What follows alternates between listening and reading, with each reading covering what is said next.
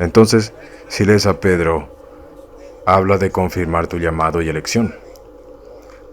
Así que este argumento sobre la predestinación lo hemos hablado muchas veces.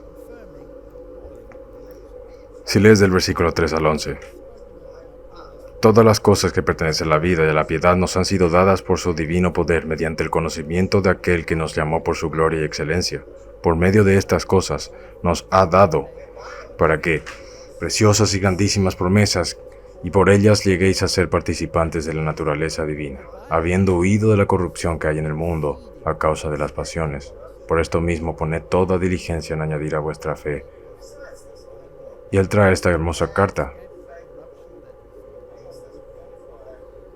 de Pedro, de la cual hemos platicado en repetidas ocasiones. Así que comienzas con fe, y luego agregas virtud. En otras palabras, cuando encuentras a Cristo en tu vida por primera vez, te das cuenta de que no puedes vivir como solías vivir. Sí, ahora tengo que agregar a esa fe el hacer lo correcto. Y eso es virtud. Y ahora ya no estoy haciendo lo que hacía antes, ahora tengo que estudiar. Así que tengo que agregar a esa virtud el conocimiento. En otras palabras, si fueras un adúltero, eso está mal, ya no puedo seguir haciendo eso. Si eras un ladrón, ya no puedo continuar haciendo eso. Si eras un mentiroso, no puedo hacer eso más. Entonces tengo que estudiar. Y entonces cuanto más estudio, más me doy cuenta que tengo que agregar templanza a eso. Mi estilo de vida tiene que cambiar. Y luego tengo que aprender a tener paciencia. Te diré algo, Martín. Si cambias tu estilo de vida y vives en esta iglesia, tendrás que aprender a tener paciencia o a convertirte en un asesino. Una de las dos. Así que es mejor aprender a tener paciencia y luego tienes que agregar la paciencia a santidad.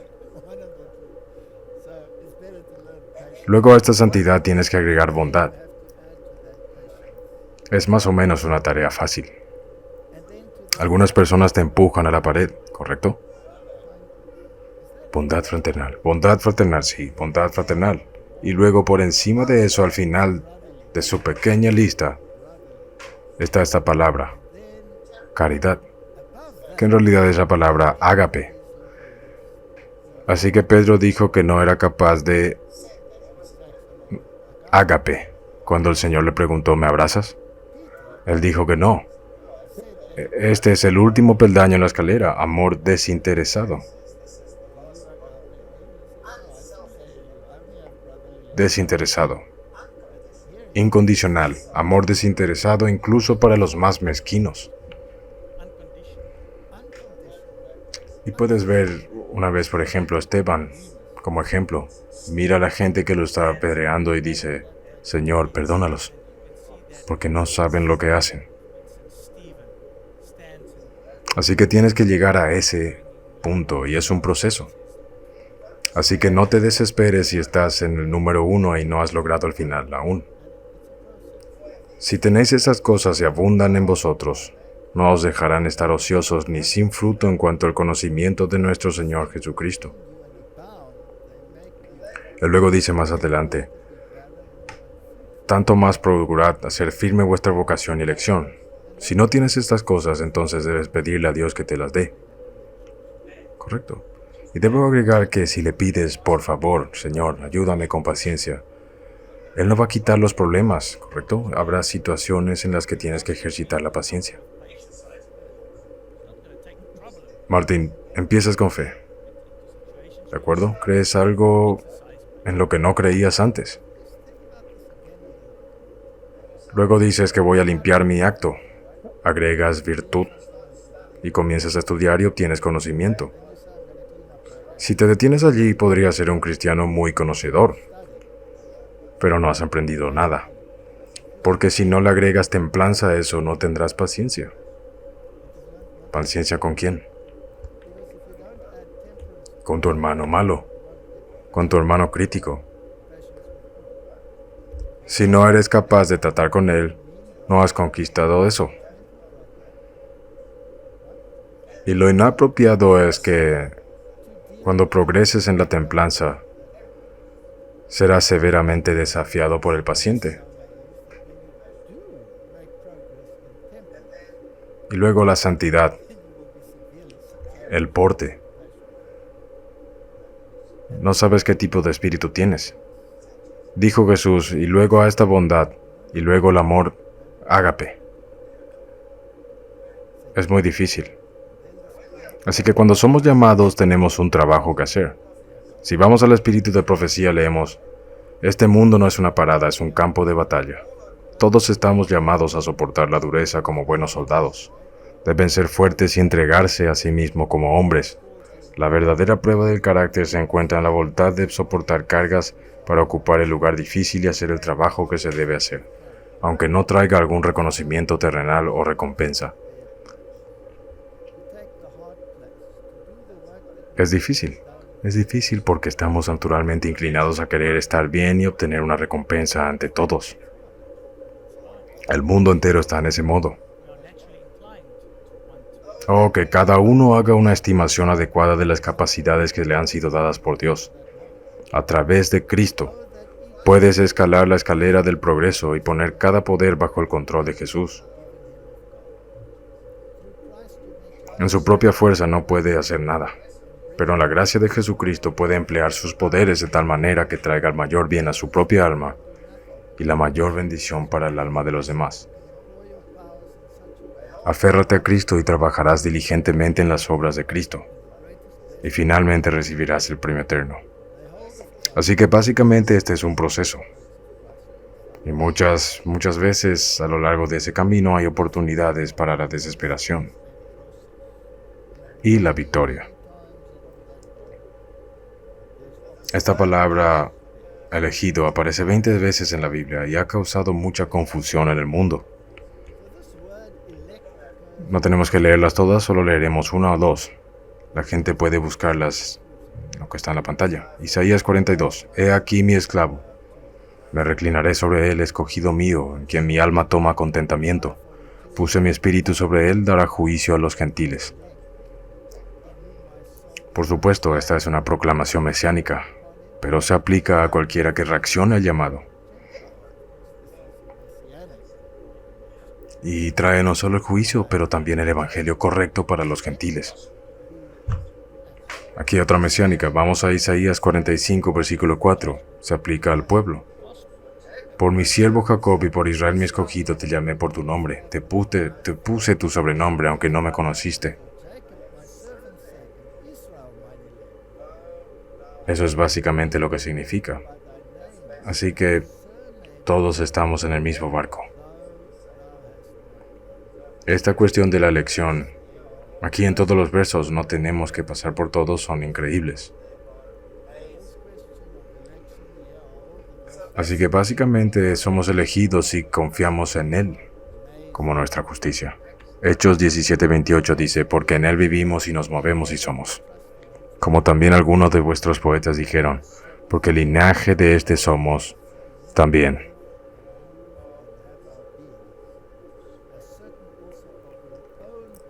Así que parientes cercanos, no solo en términos de nuestra naturaleza física, sino también en nuestra naturaleza espiritual. Por lo que en Él somos perfectos en nuestra esfera, como Él es perfecto en su esfera, como discutimos en el pasaje anterior. Si leemos 1 de Pedro 2:24 dice, el cual mismo llevó nuestros pecados en su cuerpo sobre el madero, para que nosotros, siendo muertos a los pecados, vivamos a la justicia, por la herida de la cual habéis sido sanados. Ese es el resumen del Evangelio. Y esa es la base del todo. Y si nos atrevemos a elevarnos por encima de este punto, entonces hemos perdido el punto del Evangelio. Correcto, Él es todo. Muy bien, así que volvamos a Bunyan y sus luchas. Porque eso es lo que hacemos, luchamos, ¿bien? Pero observé que, aunque era un gran pecador, antes de la conversión, Dios nunca me acusó mucho de la culpa de los pecados de mi ignorancia sobre mí. Él mostró que yo estaba perdido si no tengo a Cristo, porque había sido un pecador, Vi que quería que la justicia perfecta me presentara sin falta ante el Señor. Y esta justicia no se encontraba en ninguna parte, pero en la persona de Jesucristo. Este es el Evangelio. ¿Es todo tan simple? No está en ti mismo. Todo está en Jesús. Se trata de la gracia. El Evangelio de la gracia. Así que en otras palabras, no importa cuál sea la tentación, no importa cuáles sean las dudas, aférrese a las promesas de Dios y silencie la tempestad dentro y fuera. Del capítulo de Romanos, capítulo 8, del versículo 31 nos dice, ¿qué pues diremos a esto? Si Dios es por nosotros, ¿quién contra nosotros? El que no escatimó a su propio Hijo, sino que lo entregó por todos nosotros, ¿cómo no nos dará también con él todas las cosas? ¿Quién acusará a los escogidos de Dios? Dios es el que justifica. ¿Quién es el que condenará? Cristo es el que murió. Más aún el que también resucitó, el que además está a la diestra de Dios, el que también intercede por nosotros. ¿Quién nos separará del amor de Cristo? Es asombroso, él hace la pregunta y luego da la respuesta, ¿sí? Y la respuesta siempre es Cristo. Tribulación, angustia, persecución, hambre, desnudez, peligro o espada.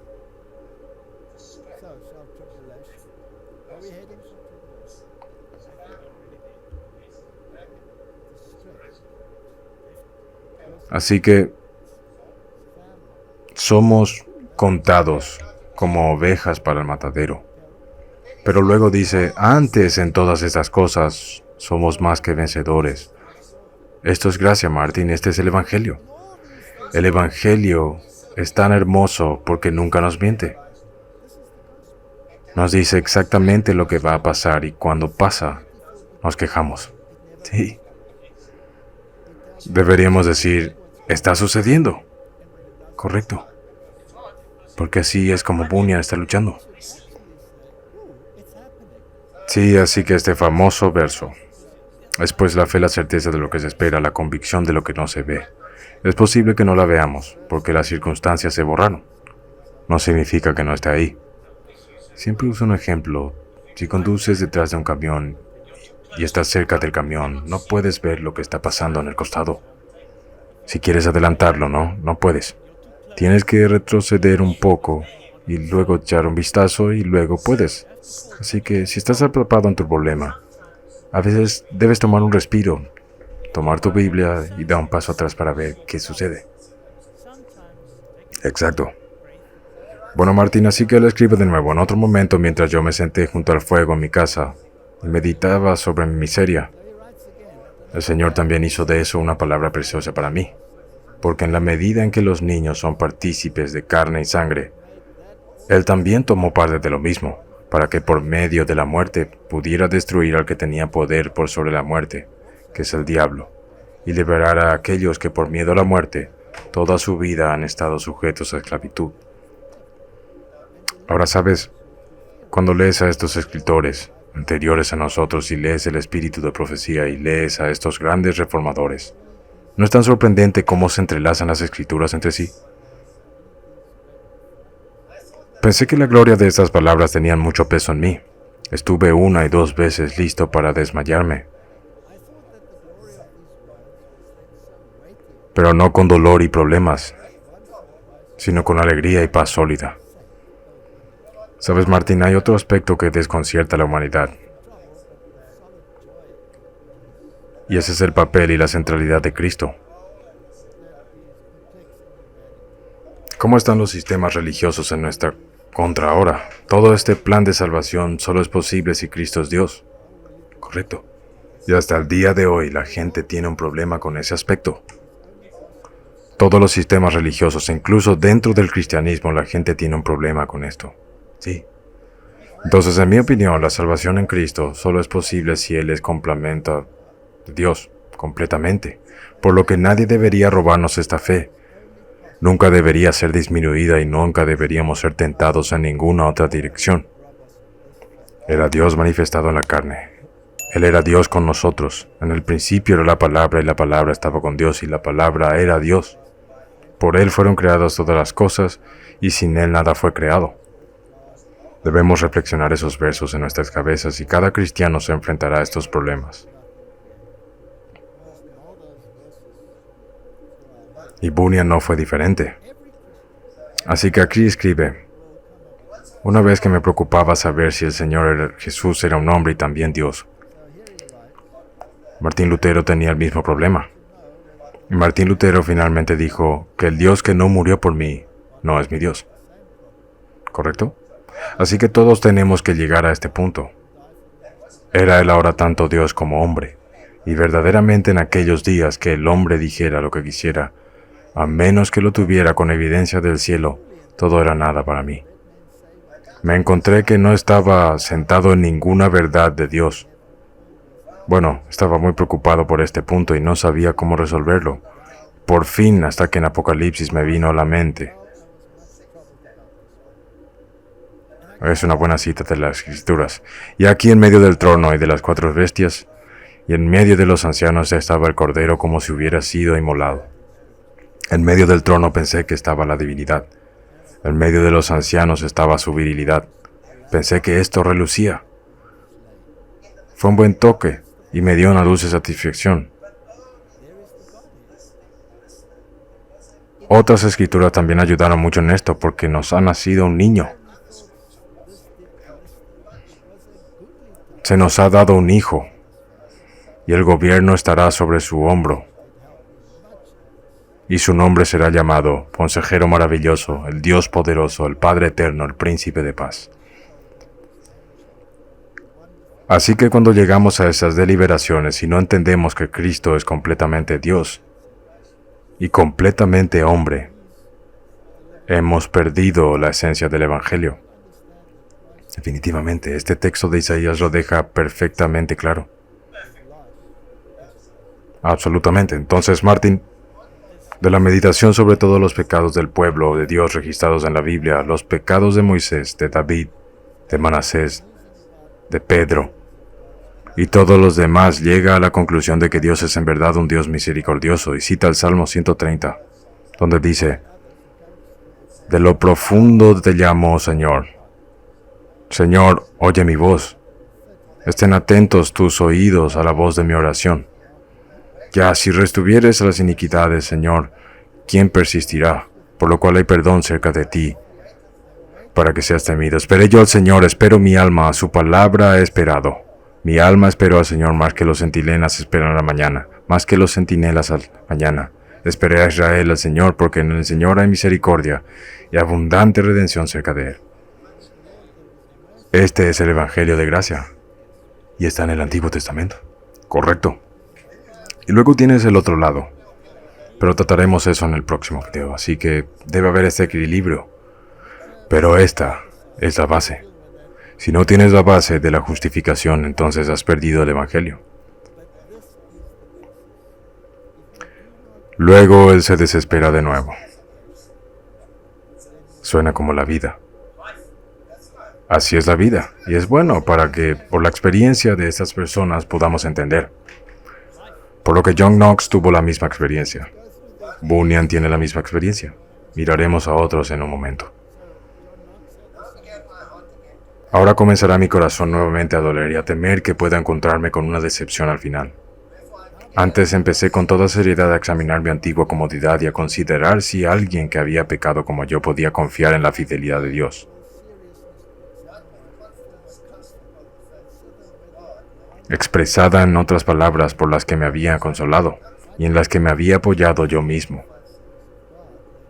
Pero ahora hemos traído a la mente esos dichos porque es imposible para aquellos, y él está citando las Escrituras nuevamente, es imposible para aquellos que alguna vez fueron iluminados y han probado el don celestial y fueron hechos partícipes del Espíritu Santo y han probado la buena palabra del Señor y los poderes del mundo venidero, si caen para renovarlos nuevamente para arrepentimiento.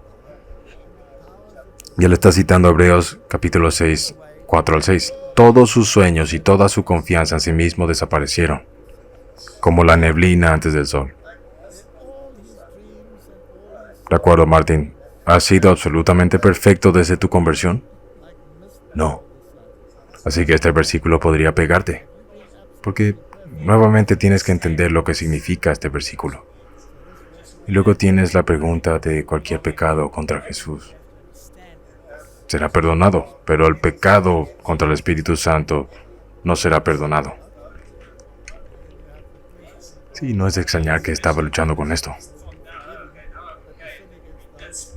En realidad no se trata de las cosas que has hecho, en las que te resbalaste con una cáscara de bananas.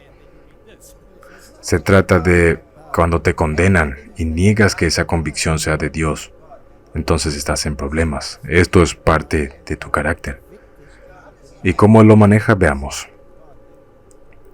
Si pecamos voluntariamente después de haber recibido el conocimiento de la verdad, no queda más sacrificio por el pecado, sino una cierta espera temerosa del juicio y de una indignación ardiente que devorará a los adversarios. Y él cita otro verso aquí, que lo derriba una vez más. Hay otra parte importante aquí, pecado voluntario. Exactamente. Y luego cita a Esaú. Como Esaú, quien por un bocado de carne vendió su primogenitura, porque sabéis cómo pequé, cómo había hecho y pudiendo guardar con confianza la fidelidad de Dios expresada en esas palabras, de las cuales me había consolado y en las que me había apoyado, pero ahora fueron traídas esas palabras a mi mente. Y si piensas en esto, Esaú, la Biblia dice que Esaú lo aborrecí, pero a Jacob amé. Esaú estaba lleno de lágrimas, pero no lo encontró. Así Dios lo había rechazado. Ahora si lees eso, entonces puedes desesperarte. Bien, pero Dios estaba mirando el corazón de Esaú. Las lágrimas de Esaú no eran lágrimas de arrepentimiento, eran lágrimas de pérdida. Y ese es el problema. Él estaba lamentándose por lo que había perdido, pero no estaba preparado para cambiar su carácter. Es lo mismo que Judas, y fue lo mismo con el rey Saúl. Así que tenemos estos ejemplos que realmente podrían trastornar el carrito de manzanas. Y lo puedes encontrar perturbador, pero hay que tomarlo en el contexto en el que sucedió. Entonces, Martín, cuando dice allí en Hebreos que ninguno sea fornicario o profano como Esaú, que por una vianda vendió su primogenitura, porque ya sabéis que aún después, deseando heredar la bendición, fue reprobado, que no halló lugar de arrepentimiento, aunque la procuró con lágrimas. Suena como si Dios, ya sabes, simplemente la tiró, pero Dios estaba mirando su corazón, y si no entendemos eso, no lo entenderemos bien. Sí, correcto. Por eso tenemos el otro ejemplo de Judas Iscariote, cuando parece que haberse arrepentido y vino a pedir perdón, y cuando quiso devolver el dinero y todo eso.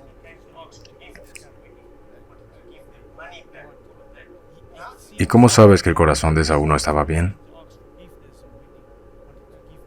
Porque él quería asesinar a Jacob. Y se necesitó una gran intervención de Dios para evitar que eso sucediera, ¿está bien? Así que había algo mal con esto. Así que cuando reflexioné sobre estos versos y me desesperé, Bunyan cita el siguiente verso y dice que luego vino el pensamiento: ¿acaso el Señor desechará para siempre y nunca más será favorable? ¿Su misericordia desaparecerá para siempre? ¿Fallará su promesa para siempre? ¿Se ha olvidado Dios de ser misericordioso? ¿Ha cerrado con ira sus tiernas misericordias? Esas preguntas retóricas del salmista, y la respuesta es obviamente no. ¿Correcto? Así que puedes respirar nuevamente. Entonces, ¿cuáles son las promesas de Dios? El Salmo 77 del versículo 7, donde cita, dice: y dije, enfermedad mía es esta, me acordaré de los años de la diestra del Altísimo. Me acordaba de las obras de Yah, por tanto me acordé de tus maravillas antiguas. Y meditaba en todas sus obras y hablaba de tus hechos, oh Dios, en santidad es tu camino. Hemos tenido este verso antes, pero así es como lo manejas correctamente. En lugar de lidiar con lo negativo y reflexionar sobre lo negativo, cambie sus pensamientos a lo positivo y salga de ese trabajo aturdido. Job tuvo la misma experiencia que él estaba diciendo que estaba luchando, e incluso si Dios me mata todavía, lo haré, confiaré en él. Así que 2 Corintios 12:9 dice, y me ha dicho, bástate mi gracia, porque mi poder se perfecciona en la debilidad. Por tanto, de buena gana me gloriaré más bien en mis debilidades para que repose sobre mí el poder de Cristo. Hebreos 13, versículo 5. Sean vuestras costumbres sin avaricia, contentos con lo que tenéis ahora, pues Él dijo, no te desampararé ni te dejaré. Así que hay suficiente en la Biblia para ayudarlo a superar estos obstáculos. Pero también hay una advertencia en la Biblia, para que cuando llegue el obstáculo contemple lo que realmente está sucediendo. Hebreos 13:6. Así que podemos decir confiadamente, el Señor es mi ayudador, no temeré lo que me haga el hombre. Así que necesitamos ese equilibrio. Bunyan continúa, pero un día, mientras pasaba en el campo, también con algunos guiones en mi conciencia, temiendo que aún no todo estuviera bien, de repente cayó la sentencia sobre mi alma. Jesucristo como la mano derecha de Dios. Ahí digo estaba mi justicia, para que donde quiera que estuviera, o lo que fuera que estuviera haciendo, Dios no podía decir de mí, Él quiere mi justicia, porque eso estaba justo delante de Él.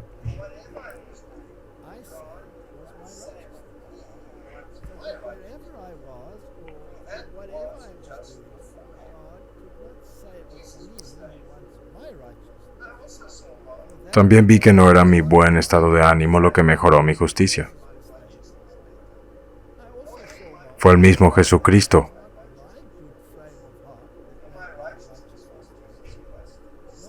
El mismo ayer, hoy y para siempre. Y ahora se cayeron las cadenas de las piernas. Me liberé de la aflicción y planché mi tentación. También huí para que desde ese momento esas espantosas escrituras de Dios dejaran de atormentarme. Martín Lutero tuvo la misma experiencia. Ahora retorné a casa regocijándome por la gracia y el amor de Dios, así que cuando llegué a casa miré para ver si podía encontrar esa afirmación. Tu justicia está en el cielo, pero no pude encontrar algo así. Por lo que mi corazón comenzó a hundirse nuevamente. En ese momento fue traído a mi memoria 1 Corintios 1:30. Pero por Él estáis vosotros en Cristo Jesús, el cual nos ha sido hecho por Dios sabiduría, justificación, santificación y redención. Por esta palabra vi la otra oración verdadera. Efesios 5:34. Porque somos miembros de su cuerpo, de su carne y de sus huesos. Hebreos 4:16. Lleguemos, pues, confiadamente al trono de su gracia para alcanzar misericordia y hallar gracia para la ayuda oportuna. Por lo que esto es básicamente el resultado de la gracia. Y si contemplamos a la Biblia y contemplamos las obras de Dios para salvarnos, concéntrate en su misericordia. Entonces, como Bunyan, podemos salir del estanque de la desesperación. Lo principal de esta desesperación es que debes darte cuenta de que Dios no te está salvando en tu situación de pecado. Él te da el poder para salir. Bien, y eres tú el que lo hace o decide. Y esa es la mancha gris. Él no te condena ahí, no, Él quiere que salgas de eso. Y te da gracia y te ayuda para salir de eso. Correcto. Entonces Él contempló las otras cosas en la Biblia y dijo, debería pensar en Esther, que fue a presentar una petición al rey en contra de la ley. Y yo pensé también en el sirviente Ben-Hadad, que fue con cuerdas sobre sus cabezas a sus enemigos por misericordia. Y pensé en la mujer de Canaán, también, aunque Cristo la llamara un perro, pero ¿por qué Jesús la llamó perro? Digo, no está bien darles esta comida a los perrillos, porque ella no era un perro. Según las escrituras, un no creyente es un perro. Fuera de los perros, correcto. Está bien, así que aquí se estaba refiriendo a esta declaración. Un perro también es un animal inmundo. Y le dice, sí, pero incluso los perros se comen la migaja de que cae en la mesa. Él estaba diciendo por el bien de los discípulos que tenían este prejuicio, y él rompió el prejuicio. También el hombre que fue a pedir man a la medianoche fue muy alentador para mí. Él fue a pedir prestado pan y el vecino dijo que se fuera. Estoy durmiendo. Mis hijos están durmiendo conmigo y se fue. Y él siguió molestando y finalmente el tipo dijo, bueno, si no ayudo a este tipo no voy a dormir, déjame darle a su estúpido pan y ponerlo en camino. Y luego la gente dice para mí, ¿por qué Dios es así? Ellos no entienden que eso es una analogía, es un paralelismo. Por el contrario, si un hombre injusto con una naturaleza caída se levantara y te dará pan eventualmente, ¿cuánto más Dios que no ha caído? Es por eso que esa parábola que puedes traer al texto si una mujer olvida a su hijo.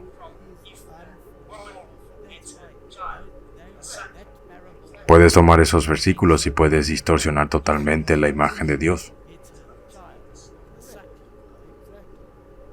Su conclusión eventualmente son las palabras: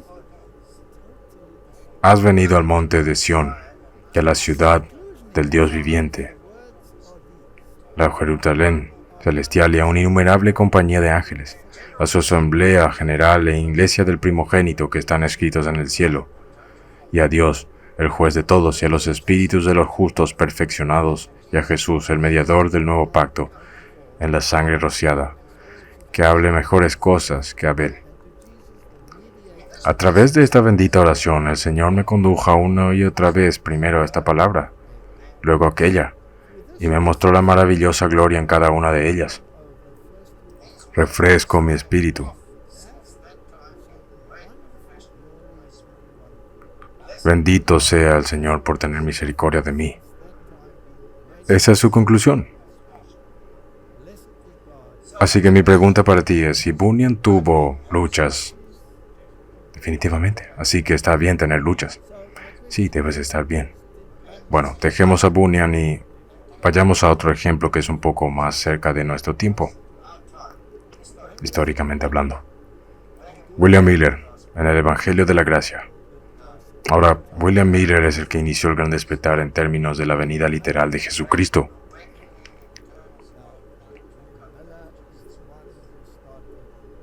Pero primero fue un deísta. Fue desilusionado con esta visión de Dios. Así que se adhiere a alguien aquí que dice que Dios está ahí arriba.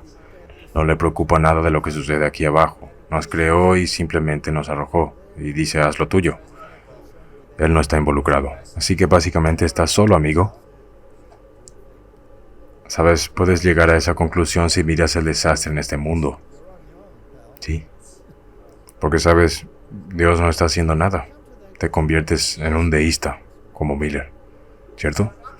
Un agricultor recto y de corazón honesto que había sido introducido a dudar de la autoridad divina de las Escrituras, pero deseaba sinceramente conocer la verdad. Este fue el hombre elegido por Dios para proclamar la proximidad de la segunda venida de Cristo. Como muchos otros reformadores, William Miller había luchado en sus primeros años con la pobreza, y por lo tanto había aprendido las grandes lecciones de la energía y la negación. Su mente estaba activa y bien desarrollada, y tenía una gran sed de conocimiento.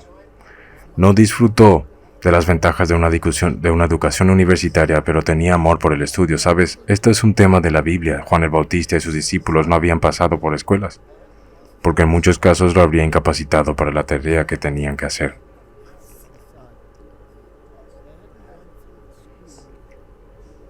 Su amor por el estudio y un hábito de pensamiento cuidadoso y crítico cercano lo convirtieron en un hombre de buen juicio y puntos de vista comprensibles. Poseía un carácter moral irreprochable y una reputación invidiable. Por lo que si miras a muchas personas en el mundo, parecen ser buenas personas, incluso si no conocen a Cristo. Y algunos son profesores universitarios, y tienen una gran educación y una gran posición en la sociedad, pero totalmente desprovistos de la gracia de Cristo. por lo que en general se lo estimaba por su integridad, ahorro y benevolencia. En la infancia había estado sujeto a impresiones religiosas, pero en la edad adulta, al ser arrojado casi exclusivamente a la sociedad de los deístas, fue llevado a adoptar sus sentimientos. Y él continuó reteniéndolos durante unos 12 años. También era un francmasón, ¿correcto?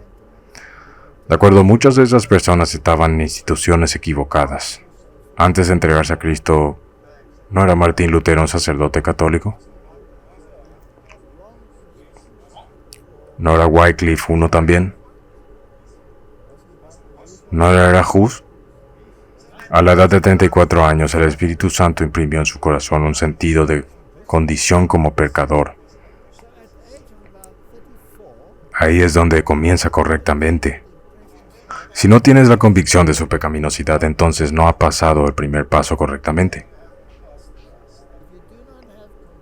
Como mencionaste anteriormente, es tu punto de referencia al que regresas. Así que si dices, oh bueno, el Señor me eligió porque no he asesinado a nadie y no he robado el protocolo de nadie, entonces estás en el mal camino. En ese momento estás en el mismo camino que el joven rico. Sí, los he guardado toda mi vida. Encontró que en su creencia anterior no hay seguridad de felicidad más allá de la tumba. El futuro era oscuro y sombrío. Refiriéndose después a sus sentimientos en el momento dijo, la aniquilación era un pensamiento frío y escalofriante. La responsabilidad hacía segura la destrucción de todos. Los cielos eran como de bronce sobre mi cabeza y la tierra como hierro bajo mis pies. Eternidad, ¿qué significaba aquello? Y la muerte, ¿qué era eso aún más? Razonó que cuanto más lejos estaba de la demostración, más pensaba, más dispersas estaban mis conclusiones. Traté de dejar de pensar, pero mis pensamientos no podían ser controlados. Estaba realmente desdichado, pero no entendía la causa. Murmuré y me quejé, pero no sabía a quién conocía. Sabía que existía un error, pero no sabía dónde ni cómo encontrar lo correcto. Lloré, pero sin esperanza. Mucha gente está así. En este estado continuó durante algunos meses. De repente dice que el carácter de un Salvador quedó grabado vivamente en mi mente. Parecía que podría haber un ser tan bueno y compasivo como para él mismo haber expiado nuestras transgresiones y por lo tanto salvarnos de sufrir el castigo del pecado. Inmediatamente sentí lo encantador que debe ser alguien así, e imaginé que podría arrojarme a los brazos y confiar en la misericordia de él. Pero surgió la pregunta de cómo se puede probar que tal ser existe aparte de la Biblia. Encontré que no podía obtener evidencia de la existencia de tal Salvador, o incluso de un estado futuro. Vi que la Biblia traía a la vista al Salvador que necesitaba. Y estaba perplejo para descubrir cómo un libro sin inspiración debería desarrollar principios tan perfectamente armoniosos y adaptados a las necesidades de un mundo caído. Me vi obligado a admitir que las Escrituras deben ser una revelación de Dios. Se convirtieron en mi deleite y en Jesús encontré un amigo. El Salvador se convirtió para mí en el más importante entre 10,000 y las Escrituras que antes eran oscuras y contradictorias, ahora se convirtieron en una lámpara para mis pies y una luz en mi camino. Mi mente se estabilizó y se sintió satisfecha. Básicamente, eso es lo que le sucede a todos los que se convierten. Sí. Si lees las Escrituras para encontrar fallas, encontrarás fallas. Si lees las Escrituras para encontrar al Salvador, encontrarás un Salvador.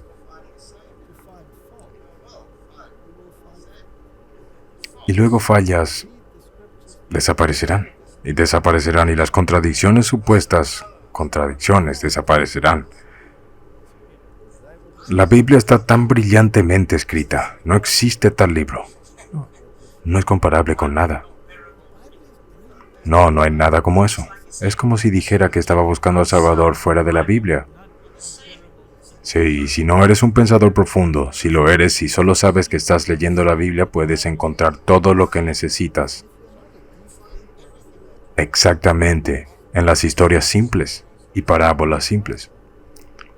Si quieres ser desafiado, puedes ser desafiado más allá de tu capacidad, la de todos. La Biblia seca ahora se convirtió en mi estudio principal y realmente puedo decir que lo busqué con gran placer. Encontré que la mitad nunca me fue contada. Es comprensible. Me pregunto por qué no había visto su belleza y gloria antes, y me maravillé de que alguna vez la había rechazado. Encontré revelado todo lo que mi corazón podía desear y un remedio para cada enfermedad del alma. Perdí todo gusto por otras lecturas y apliqué mi corazón para obtener sabiduría de Dios. Esa es una conversión. Romanos 3 dice, justificados gratuitamente por su gracia mediante la redención que es en Jesús el Cristo. Cada uno de estos grandes reformadores encontró esta solución a su problema.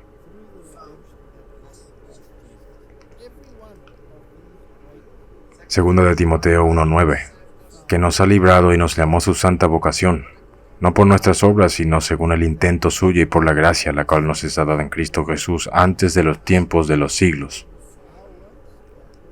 Ahí está la solución. Es un evangelio de gracia.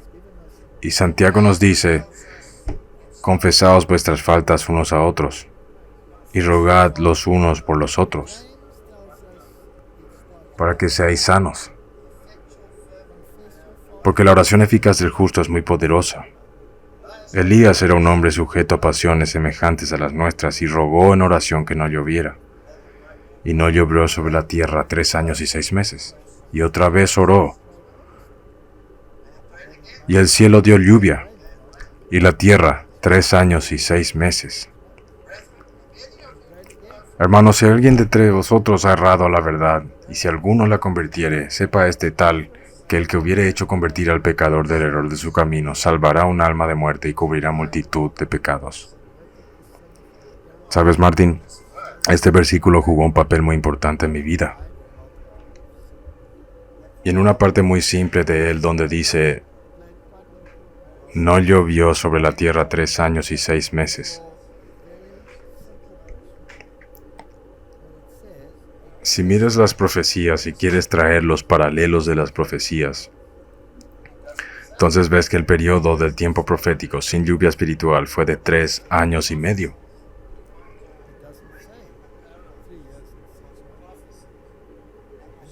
Y me desconcertó, porque el Antiguo Testamento no aplicaba ese tipo a este antitipo.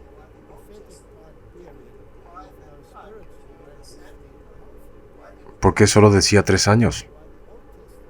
Y luego encontré en el libro de Santiago que él dice específicamente 3 años y 6 meses. Lo que en el Antiguo Testamento hay ¡boom! Su tipo se encuentra con el antitipo. Y me di cuenta de que este libro está divinamente inspirado. Algo tan simple como eso me voló los calcetines. Eso es hermoso. Así que Bunyan escribe, oh, estas palabras, sepa este tal que el que hubiere hecho convertir al pecador del error de su camino, salvará un alma de muerte. Aquí cita a Santiago, el fruto del justo es árbol de vida, y el que gana almas es sabio. Citando a Proverbios, y pasa y cita a Daniel y Tesalonicenses. Los sabios resplandecerán como el resplandor del firmamento, y los que convierten a muchos a la justicia como las estrellas. En otras palabras, debe ser un evangelista. Este fuego debe extenderse, no debe quedarse callado. Así que cuando llegó a su familia después de encontrar estas verdades, guardó silencio. Nunca dijiste una palabra bien. Yo no hablé. Todos los abrazaron con alegría. Justo había algunos cubos de agua tratando de apagar el fuego. Está bien. ¿Cuál es nuestra esperanza, nuestra alegría, nuestra corona? ¿Estamos regocijándonos? Nuestro Señor Jesucristo que viene porque ustedes son nuestra gloria y alegría. Así que si ganas almas para Cristo llevándolas a esta agua viva, esa es la recompensa más grande que puedes tener. Pero no será fácil. Así que en Tesalonicenses, esto os digo, con muchos otros de la misma naturaleza ha sido un gran refresco para mí. Ocasionalmente hay alguien que acepta la verdad, y tú dices, Romanos 15, 20 y 21. Y de esta manera prediqué este evangelio, no donde antes Cristo fuera nombrado, por no edificar sobre un fundamento ajeno, sino como está escrito: a los que no fue anunciado de él verán, y los que no oyeron entenderán. No sé si encontraste eso en tu vida. Los que crees que entenderán, rara vez lo hacen. Y los que crees que nunca entenderán, lo entienden rápido. A menudo no es tan extraño. Por eso no debemos ser jueces de carácter. Sí, no depende de nosotros. Así que esta es su conclusión. Y aquí debo decir que esta ha sido mi experiencia en mi vida. Escribe: en mi predicación, realmente he estado sufriendo y he tenido dolores de parto para dar a luz a hijos a Dios. Y tampoco podría estar satisfecho a menos que apareciera algún fruto de mi trabajo. Si fuera infructuoso, no importara quién me mandara, pero si era fructífero, no me importaba quién lo hiciera. Condenar no es tan interesante. La Biblia dice que por los frutos los conocerás, así que si hay frutos en tu trabajo, ¿por qué deberías preocuparte si la gente te condena correctamente? Te llaman de todo tipo de nombres, escriban artículos, te llaman un teórico de conspiración, y a quién importa lo que escriban, siempre que haya almas que abracen a Cristo correctamente. Así que eso es lo que él también sintió. He aquí, heredad del Señor son los hijos. Causa estimada es el fruto del vientre, como saetas en manos del valiente. Así son los hijos mancebos. Dichoso el varón que llenó su aljiba con ellos. No será avergonzado cuando hablare con los enemigos en la puerta.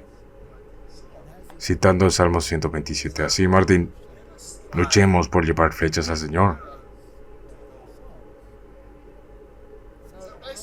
Básicamente, Martín, en conclusión, la sabiduría de Dios los ordena para bien. Él escribe: hacen aborrecerme a mí mismo. Este es el primer paso. Me impiden confiar en mi propio corazón, ese es el segundo paso. Debo decir aquí que se opone directamente a Walt Disney, diciéndote que sigas a tu corazón. Exactamente, es lo opuesto. Me convencieron de la insuficiencia de toda justicia inherente. No tenemos justicia propia. Me muestran la necesidad de ir a Jesús. Me presionan para que ore a Dios. Me muestran la necesidad de que tengo que vigilar y estar sobrio. Y me provocan a orar a Dios a través de Cristo para que me ayude y me lleve a través de este mundo. Esa es la esencia central y el resultado de la gracia. Y eso es casi como un símil de la escalera de Pedro. Correcto. Esa es la progresión. Primero aborrécete a ti mismo. Mírate como Dios te ve y obtén el susto de tu vida. Y luego sigue así confiar a ti mismo. En lugar de confiar en Él. Si pasamos por esta progresión, llegamos a la parte ágape. Y luego llegamos al ágape. Romanos 4:16. Por tanto, la fe, para que sea por gracia, para que la promesa sea firme a toda simiente, no solamente al que es de la ley, sino también al que es de la fe de Abraham, el cual es Padre de todos nosotros. Así que es por gracia que eres salvo, a través de la fe, y no de ti mismo. Es el regalo de Dios. Así que con eso concluye nuestra sección sobre la gracia. Y vemos que todos los que han encontrado la gracia han tenido luchas similares, en similares niveles. Y si lo abrazamos y si lo aceptamos, entonces podemos encontrar la paz. Así que cerremos en oración. Padre Celestial, de hecho tenemos un evangelio de gracia. Y si no entendemos lo que significa que fuiste levantado en un poste, al igual que la serpiente ardiente, Si no entendemos lo que significa, que entonces no entenderemos cuál es el nuevo pacto que fue el mensaje para Nicodemo. Y ese es el mensaje para cada alma anhelante. Ayúdanos a abrazarlos en el nombre de Jesús. And Amen. that is the message to every seeking soul. Help us to embrace it in Jesus' name. Amen. Amen. Thank you for watching this video. To subscribe to our channel, click here. To get notifications, click on the bell. To watch the next video, click here. Thank you, and we'll see you again.